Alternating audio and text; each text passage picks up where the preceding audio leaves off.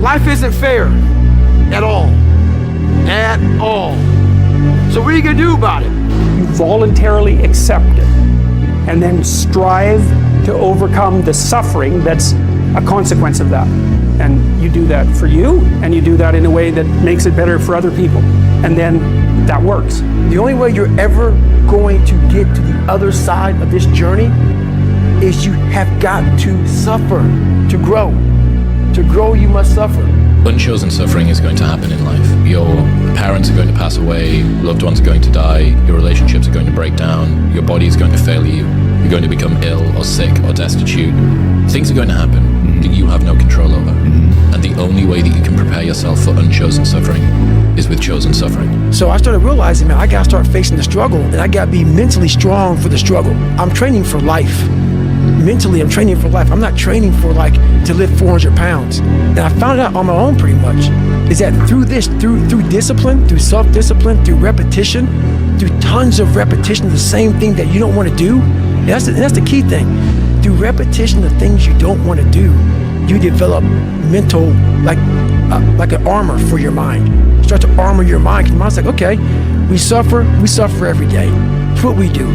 We do stuff that sucks every day, so then when the suck stuff comes, you're ready for it. If you stay in your comfort zone, that's where you will fail. You will fail in your comfort zone. Success is not a comfortable procedure. It is a very uncomfortable thing to attempt. So you got to get comfortable being uncomfortable if you ever want to be successful. Be the guy who embraces the ugly, the miserable.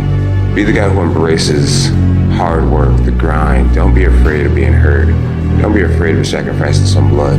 Because regular life can be confusing, and little things that go wrong and little problems that arise are exacerbated by the fact that you're not accustomed to dealing with hardship. You can elect to put yourself into a position to become a stronger alloy of whatever the metal is that you're made of. And by purposefully choosing difficult things, you will armor yourself against that situation. It's still gonna suck.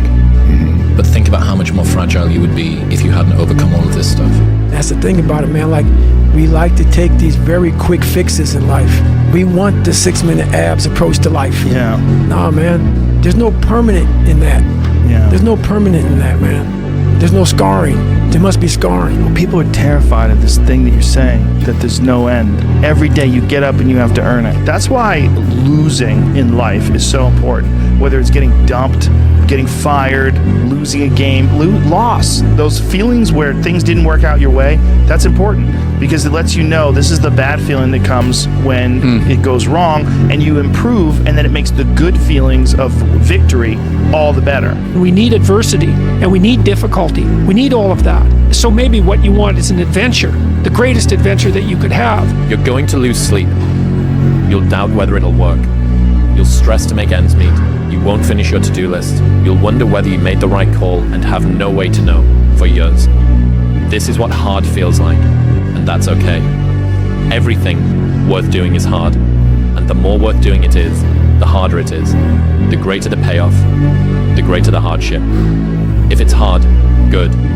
It means no one else will do it. More for you. Oh, hello sadness, my old friend. Hello depression. Because when you're not doing anything, you feel like and that's just a part of being a human being. And we can pretend that we're something other than what we really are. And we can pretend, nah, me, man, I'm just cool, just chilling, doing nothing. There's so much opportunity on the other side of being willing to persist for an extended period of time on the correct path without getting positive reinforcement from your environment.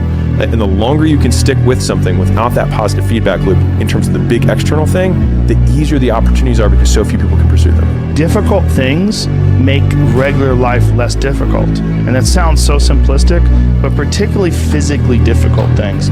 Because when you do things that are physically difficult, the strain of making yourself do those things, it's very valuable. It's not just valuable like exercise and fitness and martial arts and running or whatever you're doing that's really difficult. It's not just valuable in terms of like health and the way you look, but it's also valuable for your mind. There was a point where they had a decision to make. They can go left or right on this path. Left was the easy route. Right was the hard route. A lot of people take the easy route. And they had a good life that way, but the better life was going to the right side. And you may have 20 years of pain and suffering to get past it. But a lot of us die never truly starting our journey. Your life and the journey you put yourself through, there's nothing more than that. And that's all I want people to do, is realize that you have to struggle. You have to struggle. The bigger the struggle, the bigger the peace. The bigger the suffering, the more peace. An easy productivity hack. Instead of spending time getting in the mood to work, just start working. Confront the work. People think they need perfect conditions to start, when in reality, starting is the perfect condition. 1 day in the gym is basically imperceivable. 2 days in the gym, you don't recognize any change whatsoever. 100 days in the gym, and you're almost a new person. 1 day of playing guitar, you can barely play one chord. 100 days of practicing guitar, and you can play literally almost any song. So take the small steps every day. Do what you're supposed to do. And don't expect some incredible results in 1 day or 2 days or 10 days. Worthwhile things take 100 days. They take 500 days. Maybe they take 5,000 days. They take time. If you go to the gym and you work out and you come back and you look in the mirror, you will see nothing. And if you go to the gym the next day and you come back and you look in the mirror, you will see nothing. Clearly there's no results, can't be measured, it must not be effective. So we quit. Or if you fundamentally believe that this is the right course of action and you stick with it, you commit yourself to the regime, the exercise. You can screw it up. You can eat chocolate cake one day, you can skip a day or two. You know, it allows for that. But if you stick with it consistently, I'm not exactly sure what day, but I know you'll start getting into shape. I know it. Going to the gym for 9 hours does not get you into shape. Working out every day for 20 minutes gets you into shape. It's not about the events. It's not about intensity.